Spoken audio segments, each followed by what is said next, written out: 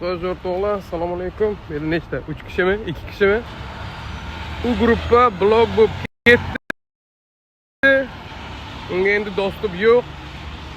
2000 ta подписчик bilan ketdi bu gruppa.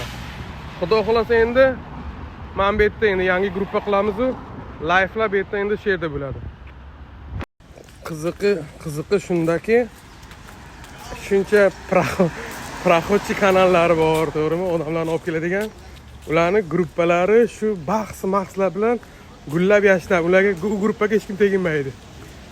Lekin menikiga endi jalba tushganiga o'ylayman. Nima deb jalba tushgandi? Shu aytapman, mana u kuni kim oxirgi live'ga kirgan bo'lsa, bittasi bilan sport qildim-ku. Menimcha shu jalba berdimi, nima qildimi, nima qo'ydi? Shu demak, biza to'g'ri yo'lda. To'g'ri yo'ldaki biza shuning uchun jalba tushganda. Endi hamma gap bu jalba qayerdan tushgan? O'zbekistondanmi, Amerikadanmi? Qaranglar, mana endi meni og'zimni yopishni birinchi harakati bo'ldi.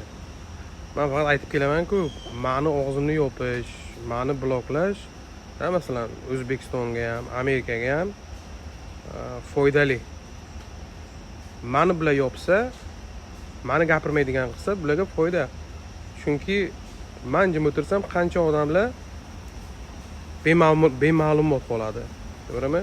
O'z huquqini bilmaydi. Huquqini qanday talab qilishni bilmaydi. Shuning uchun shularga menday odamlarni yopish, blok qilish shuning uchun aytaman, o'rtoqlar, mayli meni masalan mana live'larda ham savol-javob bo'ladi. Mayli men o'zim uchun javob bera olaman. Lekin sizlar bunaqa o'zlaringga minus bo'ladigan savollar, menga bo'ladigan minuslarni bermanglar live'da. Mayli men bir balo qilib chiqib ketaman. Lekin siz afsus deportga tushasiz kamida.